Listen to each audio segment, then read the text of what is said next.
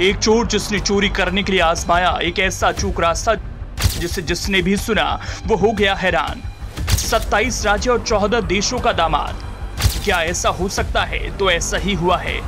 32 साल का वक्त, उस शख्स की 100 शादियां, किसी से नहीं लिया तलाक।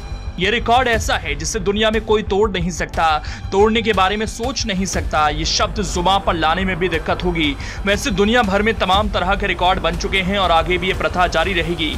इसके लिए कई लोग अब भी कोशिशों में जुटे हैं। कोई सबसे लंबे नाखूनों का रिकॉर्ड बना रहा है तो कोई सबसे लंबी दाढ़ी का। चलिए आपको ऐसे शख्स के बारे में बताते हैं जिसने सबसे ज्यादा शादी करने का रिकॉर्ड बना लिया। वो 27 राज्यों और 14 देशों का दामाद है। 32 साल में उस शख्स ने 100 शादियां की। हैरत की बात है उसने एक भी तलाक नहीं। उस शख्स ने शादियां 1949 से 1981 के बीच की। इसी से उसने दुनिया में सबसे ज्यादा द्वितीय विवाह करने का टाइटल अपने नाम कर लिया। विग्लियोटो ने 1949 से 1981 के बीच 104 से 105 महिलाओं से शादी की थी। उसकी कोई भी पत्नी एक दूसरे को नहीं जानती थी। यहां तक कि वो विग्लियोटो के बारे में भी काफी कम जानती थी। ऐसा कहा जाता है कि उसने अमेरिका के 27 अलग अलग राज्यों और 14 अन्य देशों में शादियां की।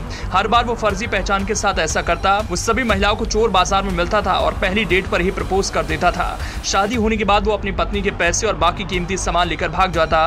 गिनीज वर्ल्ड रिकॉर्ड की वेबसाइट के अनुसार वो महिलाओं से कहता था कि मैं काफी दूर रहता हूं और इसलिए अपना सारा सामान लेकर मेरे पास आ जाओ। जब महिलाएं सारा सामान पैक कर लेती थीं तो विग्लियोटो ट्रक में उनका सामान भरकर भाग जाता था। फिर वो दोबारा नजर ही नहीं आता था। वो सारा चोरी का सामान चोर बाजार में बेच देता था। यहीं से वो दूसरी महिलाओं को शिकार बनाता।